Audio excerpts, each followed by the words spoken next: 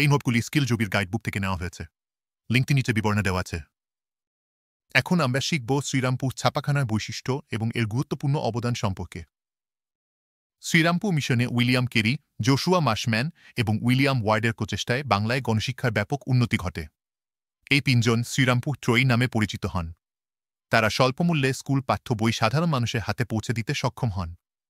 1817 খ্রিস্টাব্দে শিক্ষার্থীদের জন্য সাশ্রয়ী মূল্যে বই সরবরাহের উদ্দেশ্যে ক্যালকাটা স্কুল বুক সোসাইটি গঠিত হয়।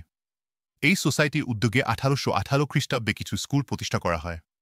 শ্রীরামপুর ছাপাখানা থেকে এই সোসাইটির মাধ্যমে বই ছাপিয়ে সাধারণ মানুষের মধ্যে বিতরণ করা হয়। ফোর্ট উইলিয়াম কলেজের ছাত্রছাত্রীদের জন্য হিন্দুস্থানি, পার্সিয়ান এবং সংস্কৃত প্রেস থেকেও বই সরবরাহ করা হয়। 1823 খ্রিস্টাব্দে ক্যালকাটা খ্রিস্টান ট্র্যাক্ট অ্যান্ড বুক সোসাইটি এবং 1839 খ্রিস্টাব্দে ক্যালকাটা খ্রিস্টান স্কুল বুক সোসাইটি গঠিত হয়।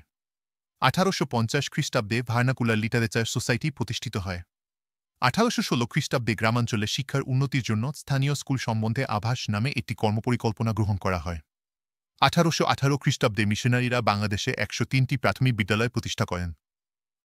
উচ্চশিক্ষার জন্য এশিয়ার প্রথম ডিগ্রি কলেজটি 1818 খ্রিস্টাব্দে শ্রীরামপুরে প্রতিষ্ঠিত হয় মিশনারিদের উদ্যোগে। শ্রীরামপুর ছাপাখানা শুধুমাত্র একটি ছাপাখানা নয়, বরং এটি শিক্ষার আলো ছড়ানোর একটি মাধ্যম হয়ে উঠেছিল।